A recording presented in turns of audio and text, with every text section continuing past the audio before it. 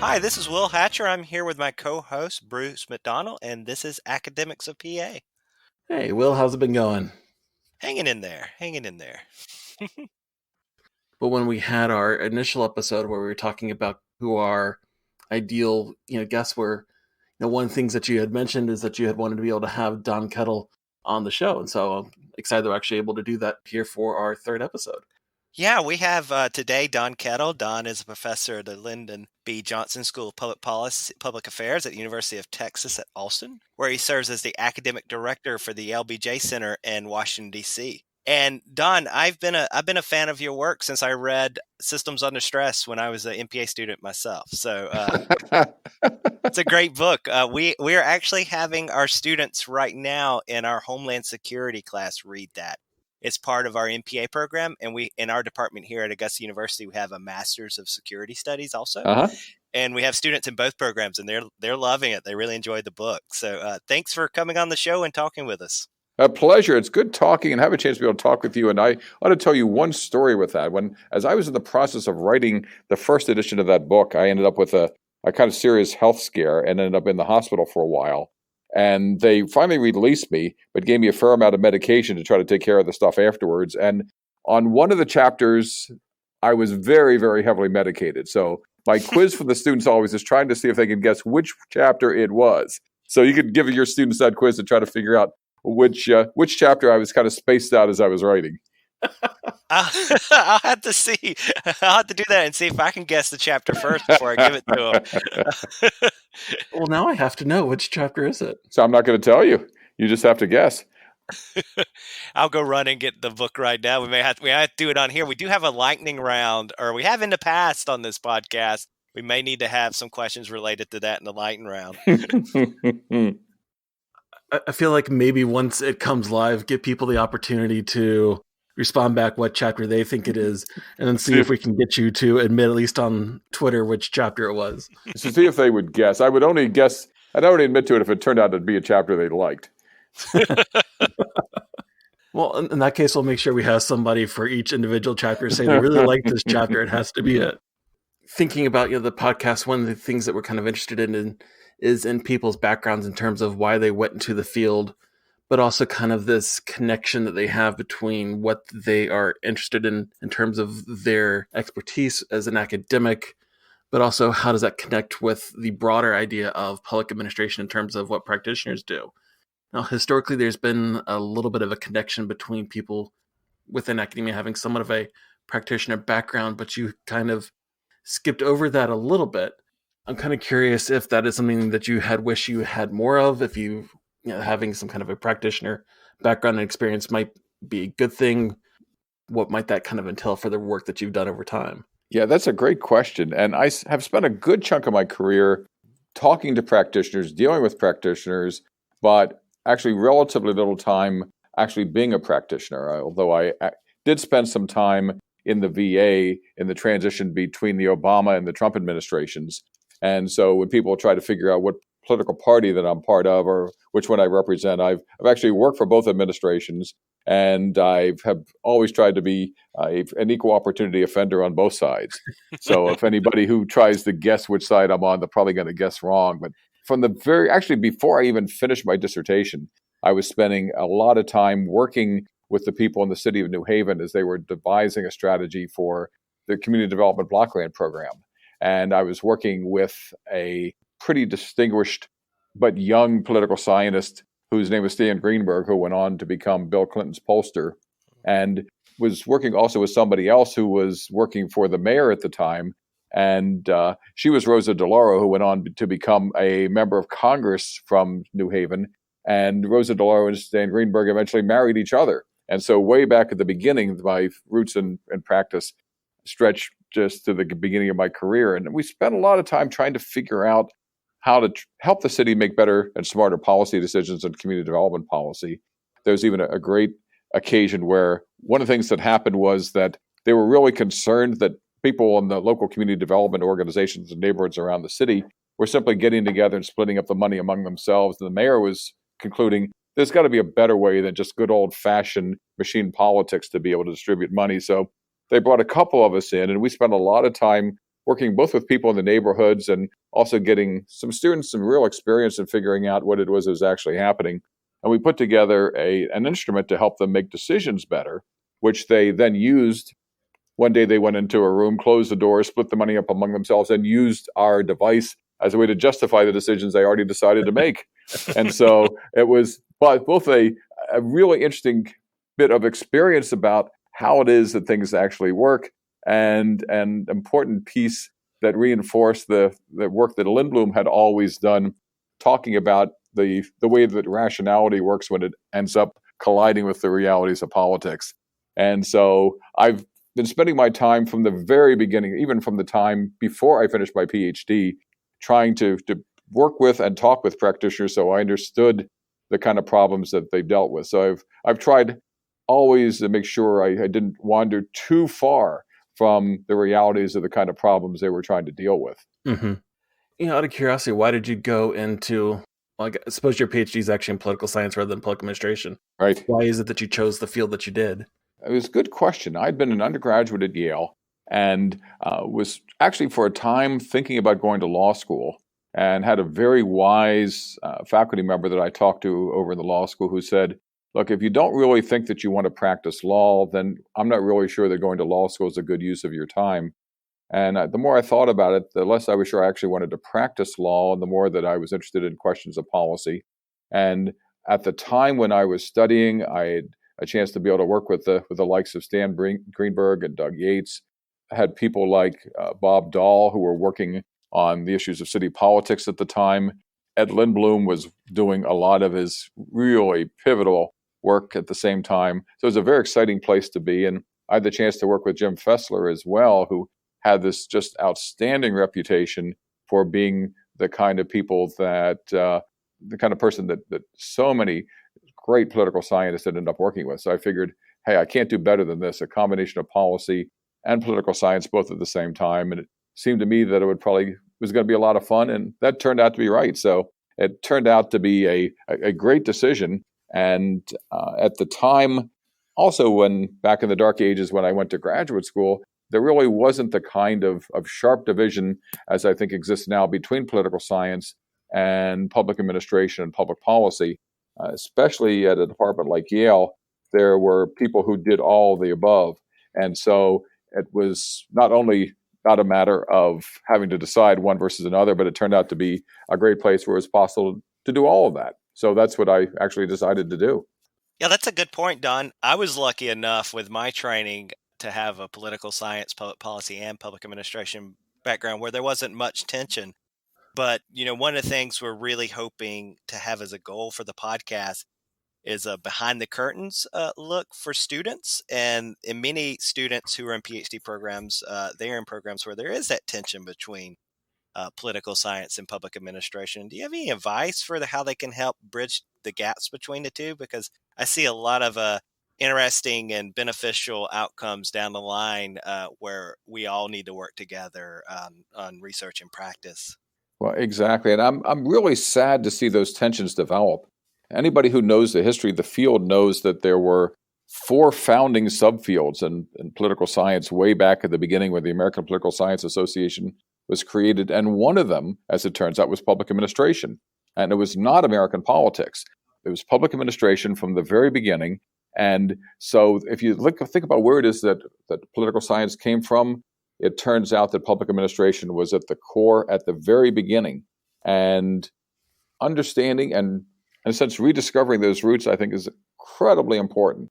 The tragedy of the gap between that is that there's so much in politics that only has its meaning in terms of the way in which it's implemented. So much of public policy really only comes alive when people actually carry out programs. If you want to understand the politics, the way in which things operate, then you've got to understand the way in which it is brought to life through the administrative process. But on the other hand, if you want to understand the administrative process, you have to understand the realities of American politics.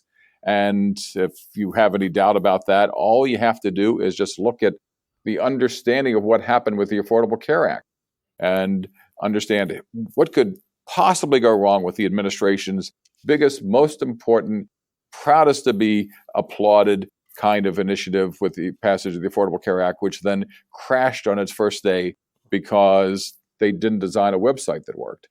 And on the other side, they ended up bringing a team of people, and in 90 days, they managed to find a way to fix it.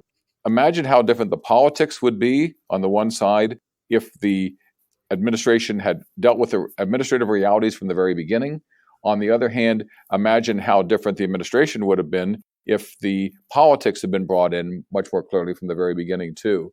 So there's so much that there really is for these sides to really have a chance to be able to share with each other, and they'd be much better off.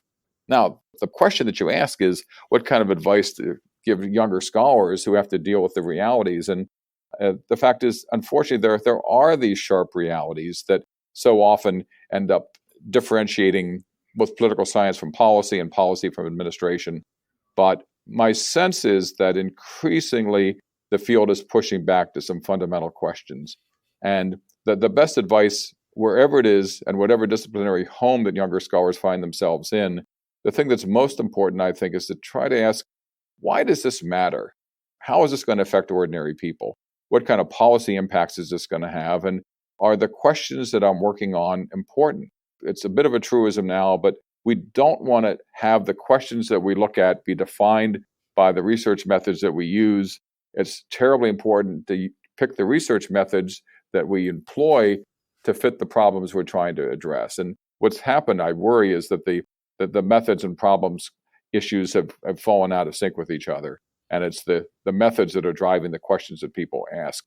And that means that increasingly the questions are falling out of sync with the things that policymakers need to worry about. On the other hand, policymakers are just incredibly impoverished in trying to solve the problems that they most need to care about, because there's not very much research around for them to be able to focus on. I talked to some fairly high-level people in the U.S. Office of Management and Budget, and they said, at the beginning of the transition, I was sure there's a big literature that was out there, and I'd be able to go in and dig in and find answers to the questions that I needed. And as I started looking, I just couldn't find what it is I needed to know. And on the other hand, we've got people in the academic world who are saying, I want to try to find ways of doing research that's going to have some policy impact, and people don't seem to be paying much attention to my research. That is a bridge that we can cross, but we have to build it from both sides and making sure that we ask the right questions and then produce the answers in a way that are going to be useful and intelligible to policymakers on the other side. And so the best advice, I think, is that it's, I believe, not only possible but important to do research that's theoretically informed and methodologically sophisticated, but which focus on real life, real world problems that have real impact, and that we express with the answers in terms of the kinds of things that people from the outside world, mere mortals who haven't maybe taken the third course in methods and statistical techniques, can actually pick up and understand. And I think that's the opportunity that we have to present ourselves with. I'm going to play devil's advocate just slightly kind of out of this. My experience before going back to graduate school, I worked on the Hill for a number of years. Well, first as a legislative aide for Senator Bob Graham, then as a legislative aide for Congressman Alan Boyd. And Congressman Boyd was the ranking Democrat in the House Appropriations at the time. And so we were always kind of dealing with budget stuff in different kind of ways, everything from trying to make allocations for agriculture, why do we bail out farmers, anything and everything under the sun that you can kind of imagine that falls into the federal budget process. Why I ended up going to academia as an individual, it stems in part from me kind of going, wait a second, we have these questions, we're doing things the way we do, but nobody has really come up with a better way of doing it. And part of my interest was figuring out that better way. And then I get into the academic side of things, and everybody's focused not necessarily on solving the problems that the academics were focused on, but more kind of being a little bit with that a lot of people don't have that practitioner experience. And so they're going through directly into grad school and onwards without necessarily taking the time to engage and figure out what is actually useful and interesting to everybody else. And it's the methods, it's the process that drives them in, rather than the questions and the stealing from Perry a little bit, the public service motivation of trying to help the governments and people in the governments do better. I don't disagree at all about that. And it's not at all, I want to make really clear that, because it'd be easy, maybe I think, for people to criticize what I'm saying as being somehow anti-methodological. But I don't think that if you pick up the right kinds of methods, that you end up necessarily being blinded to the wrong questions, or if you pick up the right questions, that you end up being blinded by just a pursuit of methodology. But I think what's happening is that we have, I think, an increasing instinct and maybe even increasing demand to produce research that is increasingly on narrower and narrower questions, because they're driven and defined by the data sets that we can get our hands on and by the methodological techniques that seem to be somehow cutting edge. And we ought to use the cutting edge methods when they work, and we ought to use the absolute best data sets that we can get. But so often, if we end up just defining the work that we do by data sets that were put together a long time ago with cutting edge methodologies, we end up often working on questions that are old and not necessarily of practical impact today. And on the other hand, it's possible, I think, to do really sophisticated methodological work, as you point out, that is also policy informed and that can inform policy if we make a conscious effort to try to draw a connection between the two. And there also are people out there in the world of practice who desperately need our help, who really want to try to get reinforcements, or are happy to try to find ways of opening up the data sets if we can only just find ways of making that connection and convincing them that there's real value in having the conversation to begin with. So, I mean, I think that there really is a need to try to figure out what kind of questions do we want to try to answer, what kind of problems do we need to solve, what kind of data can we use to solve it with, what kind of methods can we use to shine, and then, as you point out, are there methods that we can use to try to open doors that maybe people in the policy world hadn't even thought about? But it's that conscious effort to try to make the connection between the two that I think we need to spend much more time focusing on. And my worry is that too often, in fact, we just simply have lost the connection between the two. And I've just talked to too many practitioners who say they've given up reading the stuff that we write because they don't find the stuff that we write very interesting. And that's not a very useful place to be. And it's a place where a lot of the people who founded the field would have been aghast to discover that anybody was even suggesting. I agree. One of my methods professors that I had during my master's program started off the course with telling us that the main method was KISS, keep it simple, stupid. And it always made me feel bad, but he was really intense about it. And the question should drive the method, not the method driving the questions. And it worries me. And when we look at a number of our PhD programs, when they're making changes or when new ones are coming in place today, that they're adding additional methods coursework at the expense of classes such as political institutions and public policy. And that really worries me when we have these big questions that we need to answer, and we're focusing a lot of our attention on methodology. And one of those big questions that you've been tackling over the last few years, Don, is this question of public trust and the reasons for the public's distrust in government and what we can do to improve that. Do you want to talk on that a little bit? That's a really important question, because there is this sense that, and it's clear if you look at the Gallup poll results and others, that trust in government is bad, that it's getting worse, that only about something like 18 to 20% of the people actually trust Congress to do anything good, according to some polls. And some polls, it's even worse than that.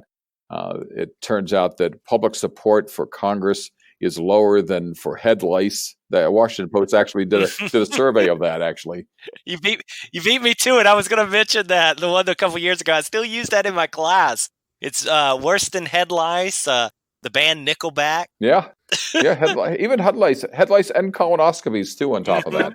And so, I mean, Congress is bad, and we're in a bad state of affairs if we don't trust our institutions to produce good results. And the more than once in the last few weeks, I've thought I noticed some seismic activity in the middle of Virginia. That's probably James Madison spinning in his grave. I mean, he would be just terrified by this. But on the other hand, and if you start digging around, the question is, okay, what do you do? And it turns out that some of the research suggests that one of the problems with distrust in government in general is based in income inequality.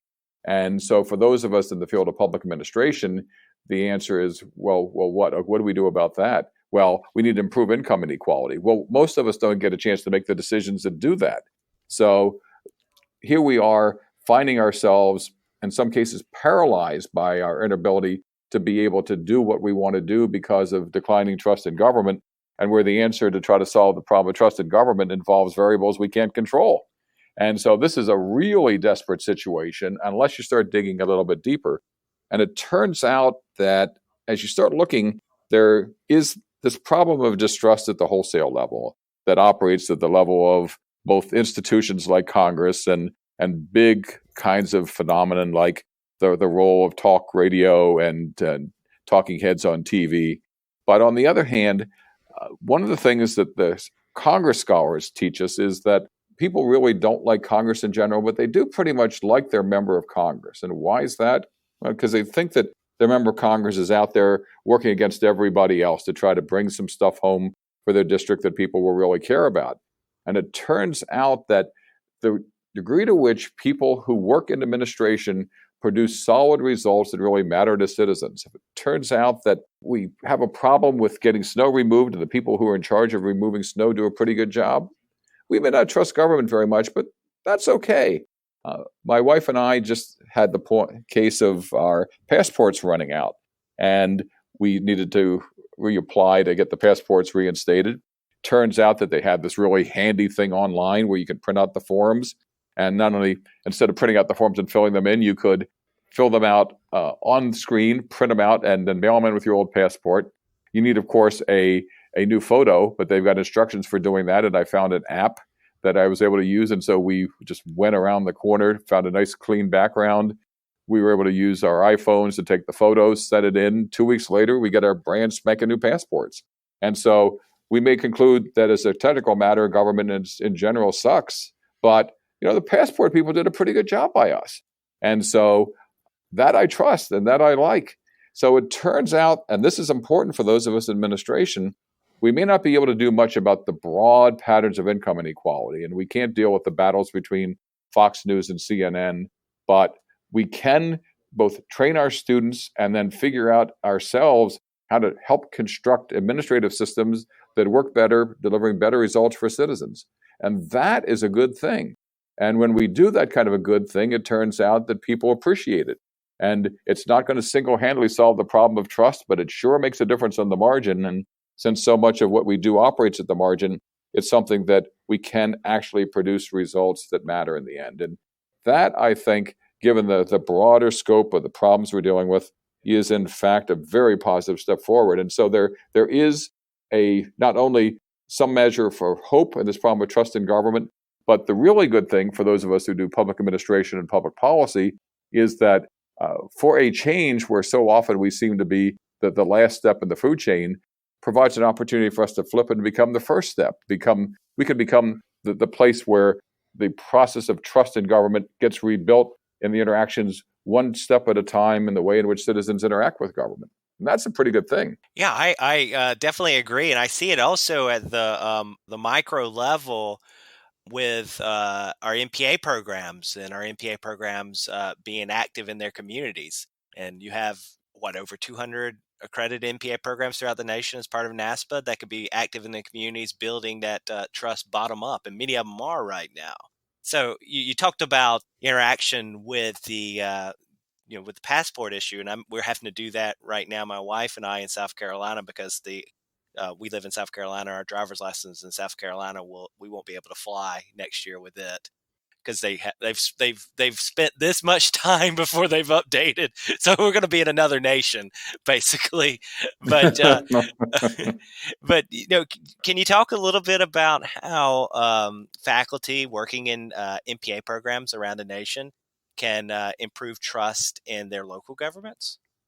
I think, and that's an important part. Not only is there's this opportunity for people who are in public affairs programs, working in public administration in particular, to be able to build from the bottom up, but to be able to understand and teach their students that what they do matters. For example, we live in Austin now, and we moved to town, and a week after we got here, we got a boil water advisory because it had rained so much that the local water treatment system was just overwhelmed. And so they first of all, if you can talk about climate change, but if one of the implications of climate change is that you turn on the tap and you can't drink the water, that's a bad thing. And it's the kind of thing that can be only taken care of by working on improving the way in which water treatment systems work at the local level. In the short run, as they were working on trying to get that fixed, it turned out that we went to the grocery store to buy bottled water as everybody else was. And the first day or so, I will tell you, I went to a bunch of stores and went to one drugstore where they just had a couple of 6-packs of water left. So I snapped up a couple. I figured, this is terrible. What are we going to do? Because drinking boiled water for weeks on end is not very pleasant. But in a couple of days, went down to the local grocery store. Big chain HEB here is the biggest grocery store chain in all of Texas. And HEB managed to get not only water in, but had water on sale and had it stacked to the ceiling. And it turns out that they had an emergency response plan in the private sector in this grocery chain to bring water in whenever it was needed and to do it in a way that made people feel, it's stacked up the ceiling. There's no big crisis here, as opposed to we're going to gouge you, if that's assuming you can find the water to begin with. A partnership, as it turns out, between government and the private sector to solve some of the problems. And it turned out to be, well, this isn't so bad. After all, it's a pain to have to sit there and try to deal with this issue. But it turns out that a partnership between government and the private sector was the way that a lot of people responded to it. So that first, the broad issues of climate change become very real when it turns out that you turn on your tap and you can't drink the water that comes out. Turns out that the short-term partnership with a private company is the way that the government deals with it in the short run. If you have an effective partnership, it turns out if that partnership works well, then it can diminish the sense of panic. But then there's a final piece where it turns out that what if you're relatively poor and buying water is a problem financially? What if water is only available at places that are at the end of bus routes, and when you get there, they have sold out temporarily? How do you redistribute that? How do you try to deal with the big questions of people who don't get paid because they have to show up at grocery stores or supermarkets or worse yet, restaurants where because the water is not safe to drink, you can't, for example, open up a Starbucks, and because the water is not safe to drink or you can't boil enough of it to be able to keep a Starbucks in operation. What if the restaurant is not open because you can't wash the dishes in the back, and so the dishwashers who are working at minimum wage are not getting paid? It turns out that people who care about issues of ethics and values in our business can look at the basic questions of service delivery and see questions of inequality and service delivery and problems that we are in a position to be able to scope out and understand. So it turns out if you're interested in trust, if you're interested in the questions of values, if you're interested in the questions of effectiveness, if you're interested even in broad questions like climate change, it turns out all to come together in the way in which we turn on our water taps and what happens and what doesn't when that happens. And that's something across the country that all of us have an opportunity to teach our students to research, to study, to understand, and for our students to be able to go out and do things in ways that actually have real life impact on the citizens who are around us. And that, I think, is pretty exciting. We can write one more paper about what might be happening with the changes in climate and temperature and weather and warming and the implications for what's going to happen with whether or not it rains or not and hurricanes and the rest. But if, on the other hand, it comes down, to use a bad pun, if it comes boiling down to just what happens when you turn on a tap, that's something that we can deal with, that our students do deal with. And I sure hope we're training enough of our good students to be able to deal with these questions right on the front lines. That brings me to another question. Can you talk about some ideas you may have on how young scholars and students, but all the way up to people who run academic programs and who are involved in tenure and promotion decisions, help set up structures where people are rewarded for this kind of work, this engagement, this outreach, to where we're just not writing that next academic paper for it. We're doing the paper and doing the empirical research and describing how the world works, but then we're going out there and we're trying to change it. That's a great question, because ultimately the argument against doing some of this is, well, I'm sure this is all very interesting. And it may even be the sort of thing that we need to work on in our community. But if I do it, can I get tenure? And that, I think, is an existential question for us and for our field.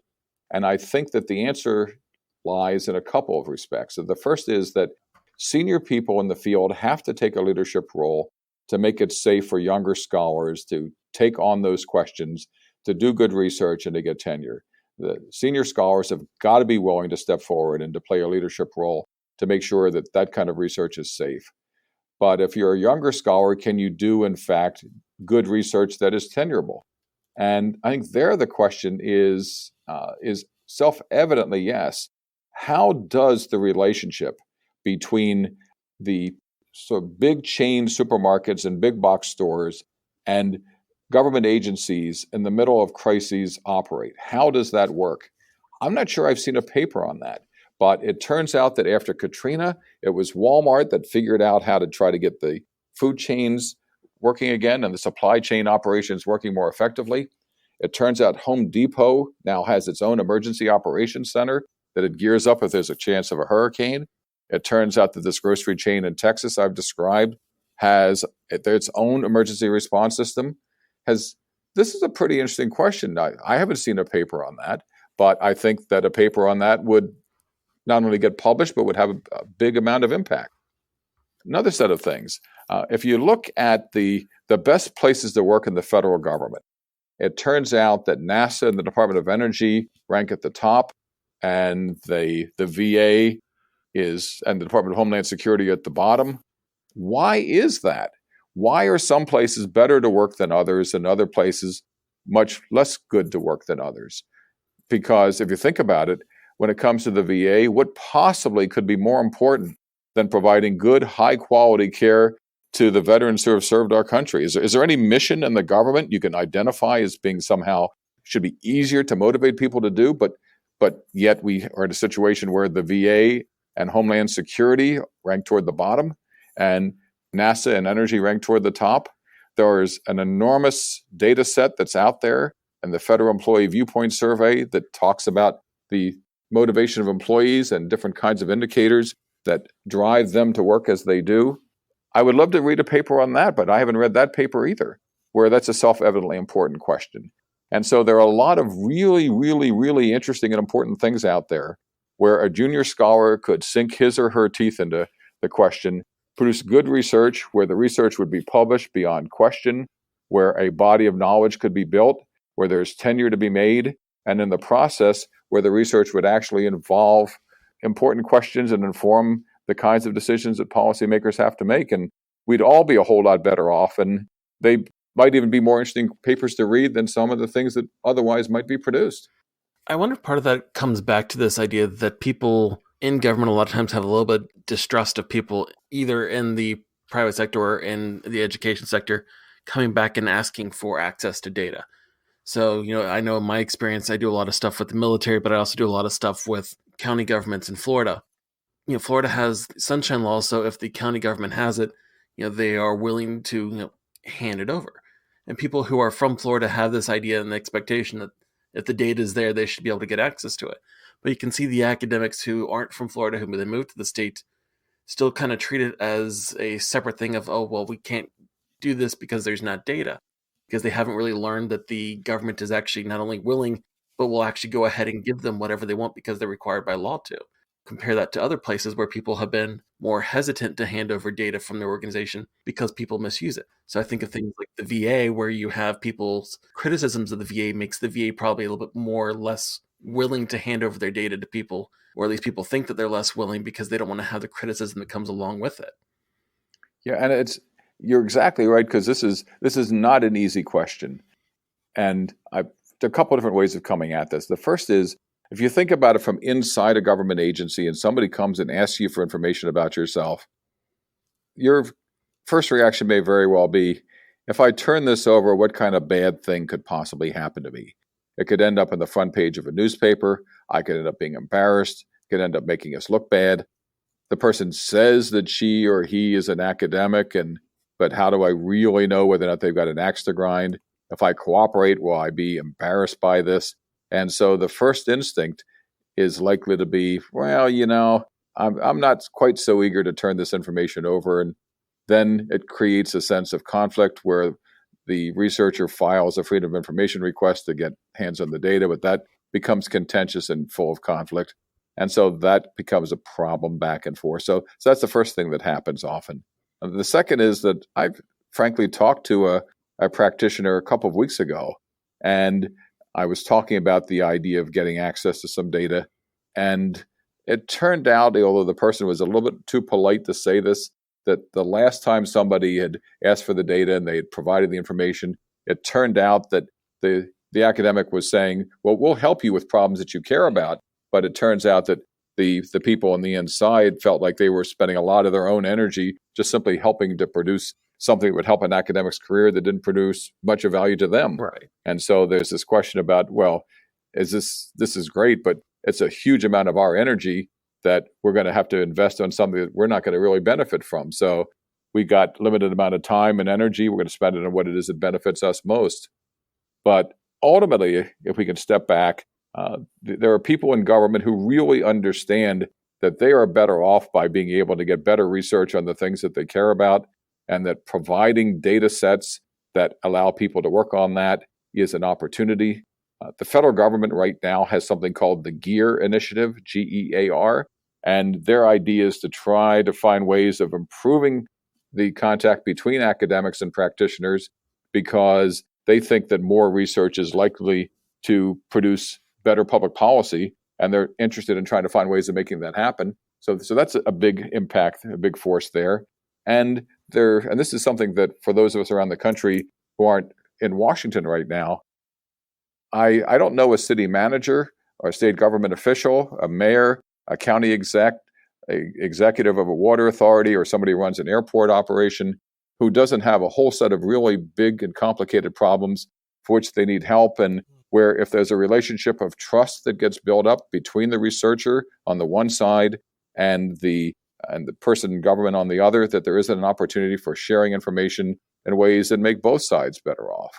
And so that the opportunity for helping students get experience, helping that experience base provide a relationship of trust, having that relationship of trust generate an opportunity for doing more research with better data, and where better research and better data helps the people who are actually doing the work of government get answers that they need, and then help to strengthen that virtuous partnership all the way along the line. Mm-hmm. That's something clearly that we can, and I think should do much more of.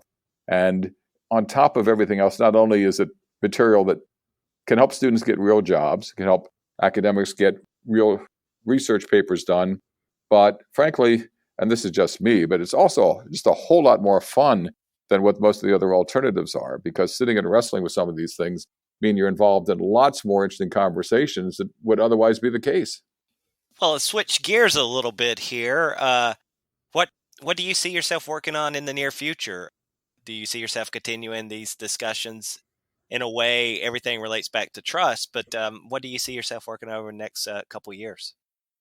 Well, part of it really is a matter of trying to figure out how we can do things to develop more trust in what government does.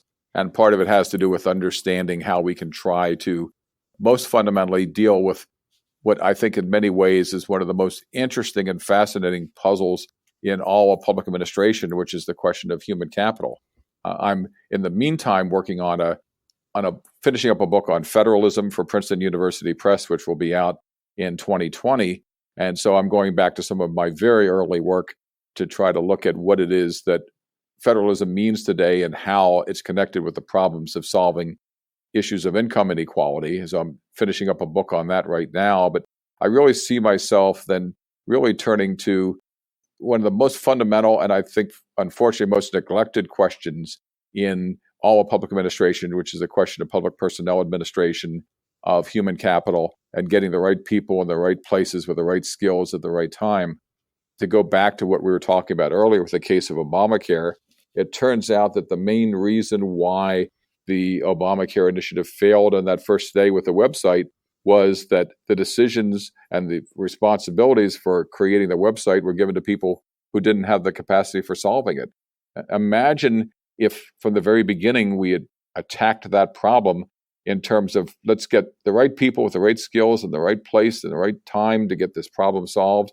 And they had latched onto that problem and solved it from the very beginning, so it wasn't a problem. Imagine on that first day that the Obamacare websites had worked, that people had signed up, that the politics of the situation had dramatically changed as a result of all that, that the problems of creating these healthcare exchanges around the country turned out not to become major crises because we had better human capital. Imagine where we would be right now. At the very least, it's very clear that this entire debate in the country over healthcare would be remarkably and radically different compared to what it is now. And so that is just a sign of just how important this issue is. And my guess is that the nature of government agencies and the nature of the world in which our students are going to be working in 10 years is going to be so dramatically different that we may not even recognize it. And we need to spend a lot of time trying to think about what that is, what that means, how to prepare them, and how to try to create a government that actually is going to work well to serve our citizens, because increasingly it's going to come down to the problem of making sure we have people with the right skills to be able to solve the problems that they're going to be facing. That's a great point. It is a really large, very broad issue that we have to kind of try and figure out how to overcome. There's a lot of research that goes into it. How, as an academic and as an individual, do you kind of go about the process of deciding what to work on, given that there is so much there? But then also, how do you kind of balance what you're working on with the personal life, so kind of the work-life balance sort of thing? Yeah, that's a great question. And one of the things that I think a lot of people get advice on doing is make sure you have a strategy for your career. You have a strategy for kind of research that you're going to follow, that you have a trajectory that you lay out. And I've never done any of that, to tell you the truth.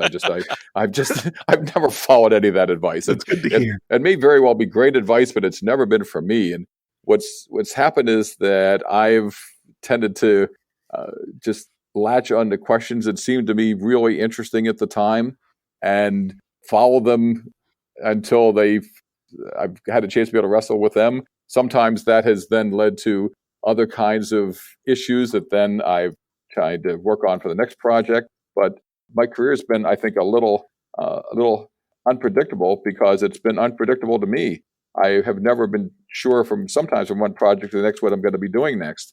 I remember I did my first couple of books were on federalism and intergovernmental relations. I was at a job talk for a faculty member who was being recruited for Latin American politics. And I had one of the senior faculty members turn in to me and said, well, you guys in public administration are so smart. How come none of you guys has ever written a really good book on the single most important public administration institution that exists out there? So I looked at him and said, well, what's that? And he said, the Federal Reserve. I thought about that. I said, you're right. There really isn't a good book, at least from the public administration and political science point of view, about that. The economists have, but political scientists and public administration people haven't. And I ended up having just a great time doing something completely different, all because essentially it was a dare from one of my senior colleagues about why people in the field hadn't tackled it. And so I have tended to, over the course of my career, to say, it would be fun to work on this for a while. And most of the time when I've latched onto something, it has been fun working on it for a while. And then I'm looking on things that are fun. And that, when you get to the work-life balance question, is both a great answer and a terrible answer. On the one hand, it's a great answer because since I've tended to pick projects that have been fun, I've usually had fun doing them. And so it's going to work has often not really seemed much like work because I'm having fun when I'm doing it. But on the other hand, it does sometimes create some challenges and problems, because this will seem strange to anybody who's not actually doing it, but sometimes you have so much fun doing it that then you don't spend as much time doing other things that maybe you ought to. I've discovered that sometimes some of the best ideas that I've ever gotten have come from either going for long walks with my wife or taking the dog out for a serious hour-long constitutional. And somehow my dog has given me the very best ideas when I'm out there walking sometimes. So there's even some balance that you can find in that. For me, it's always been a matter of choosing projects that seem like fun and making sure I'm having fun while I'm doing it, which maybe sounds a little hokey, but I do think it's kind of true, at least in the case of my own work. Now, you had mentioned that a lot of people have their academic plans kind of set out, and that you didn't do that. And as soon as you talk about everybody has his academic plan, I was like, oh crap, I don't have one. I was like, I've never thought about that before. But there are people there, and I remember early in my career, I had this really serious moment of self-doubt, because I was reading somebody who had written somewhere that in the middle of an academic career, you really need to think very carefully about your strategy, about what kind of work that you're going to do, about how you're going to identify yourself. And I thought, I don't know what I'm going to do next. And then I finally decided, that's probably just as well. Maybe somebody else has got a 10-year plan for their research, but I don't, because I just follow the questions that seem interesting with answers that seem to be promising and research that seems exciting. And as long as I'm excited, I'm likely to be able to at least write fairly well about it. I know that I tend to teach better if I'm excited about the subject matter. And so a lesson that I learned, it also took me a little while to figure this one out, but the harder that I worked to try to write, the less good the stuff that I did was. And on the other hand, the stuff that's come off the typewriter keys more easily, the less effort I had to put out, that in general, the better it was. Which gets back to the important question at the beginning about the chapter that I wrote where I was in the heavy influence of drugs after surgery. It turns out that it was there in my head and it was just sort of flowing out, and the drugs, if anything, helped it get to the keyboard faster. So there really is something about if you can conceptualize what you want to say and tell the story in as exciting as ways you can. And if you're excited about telling it, you're not really having to labor huge. I mean, you have to work hard writing, but you're not sitting there having a miserable time doing it. The more fun that you're having, the better job you're probably doing. I think this is a great conversation to have for students and our junior scholars, because I think so many, and it was the case with me, so many of them think that everything is planned out, and senior scholars and people with a lot of experience and a lot of work had these 5-year plans, but when in reality it's more incremental and it's more life happening and career decisions and even where the work or where you live, just by what opportunities are open at that time. It's a lot less planned out. Often when we talk about it, and when you hear people talk about it, they talk about it in terms of, well, I have this plan and I have this. So I think that's a really good discussion and comment for students and junior scholars to hear, that it's good to have an idea where you're going, but it's really more incremental, and do what you enjoy. Yeah, I think so. And the last thing I would ever do is to urge that somebody follow what it is that I did, because I think it's a little risky to do what I've just talked about. But on the other hand, it worked for me. It's been a whole lot more fun. And I'm also convinced that if I had had a narrow plan that I was trying to follow, that I would have missed opportunities along the way. And as I said, one of the most fun books I ever did was my book on the Federal Reserve. And the idea that it essentially emerged from a dare over a dinner conversation with somebody in Latin American politics who was interviewing somebody else for a job and dared me to ask why it is that we hadn't actually focused on a question like that. I ended up just having an incredibly great time doing that book. And it was something that I just ended up learning such an incredible amount for, and I had a chance to talk to a lot of people, did a lot of interesting travel around to presidential libraries. Never would have done it if I had had a clear 5-year plan, because whatever my 5-year plan would have been, it would not have been part of that. But on the other hand, I had a good time doing it. And if I had a chance to do it again, I would. A lot of academics kind of start off at one university and they might make one move, but a lot of them typically stay where they get their first job. Your background is definitely different than that, where you've gone to a couple different institutions. And a big part of that has been because I've taken at least half of my career doing administrative work for universities and for public affairs programs. And part of that is that I've always seen my role in part as trying to do research, part of it to do teaching, but part of it also to try to help build programs and to try to help in the process of building those programs to strengthen our ability to be able to train students for the future as well. So it's the fact that I've had a series of different jobs has largely been a product of the fact that I've had a series of different administrative responsibilities, directing programs and serving as dean. And it's one of those things where one of my favorite movies is Blazing Saddles, and there's this great scene at the end where they're sitting there talking to each other and says, well, my work is done here. I think it's time to move on.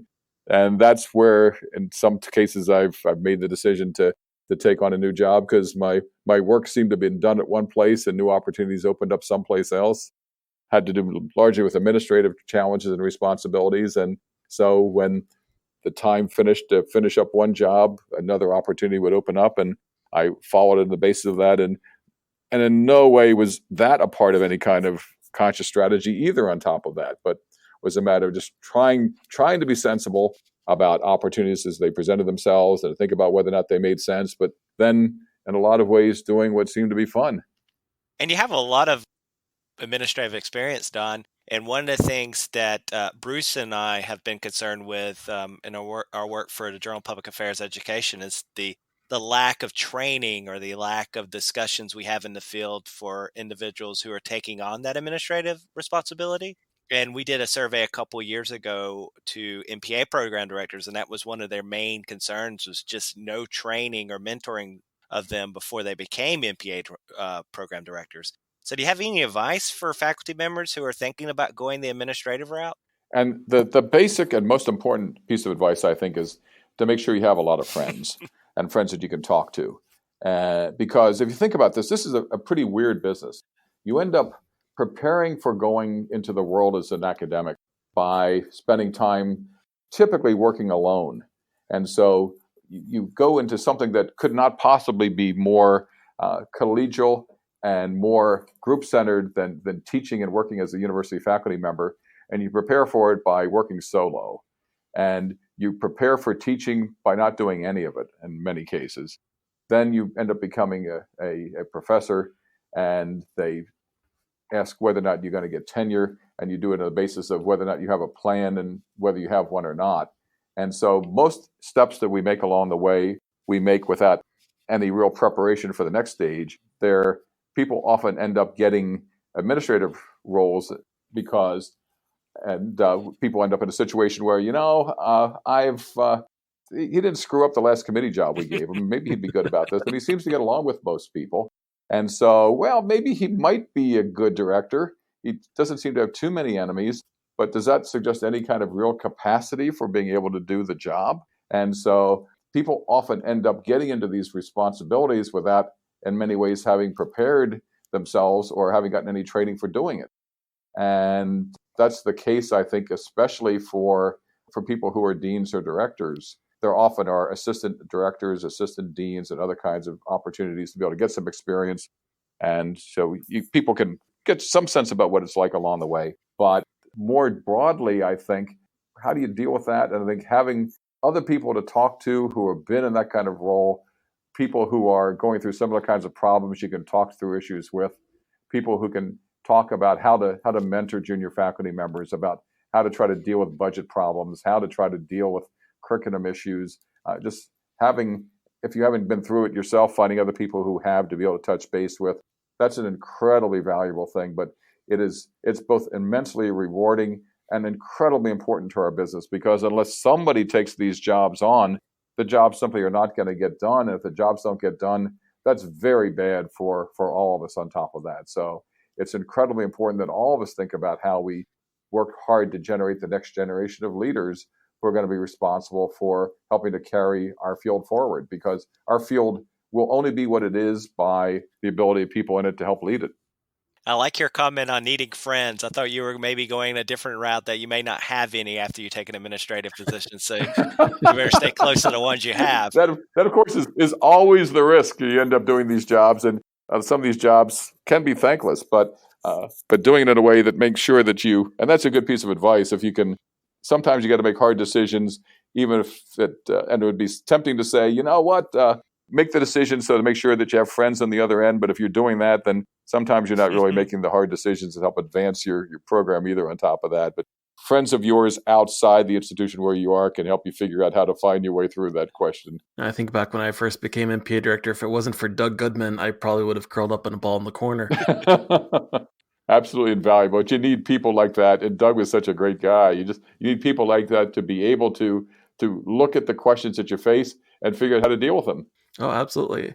And it's stuff that as a professor without any administrative responsibility, you never really stop and think about in the first place. Yeah, absolutely. But on the other hand, everybody knows that it's the dean or the director is responsible for making sure that the budget's there, you have the TA, you can make sure you have the happy hour, that you've got enough students, that the financial aid is there, that the curriculum works, that the provost and the president of the university stay off your backs. There are just all those questions and problems and puzzles and other things that come along with that. Without getting that right, the rest of what it is that we do doesn't happen well.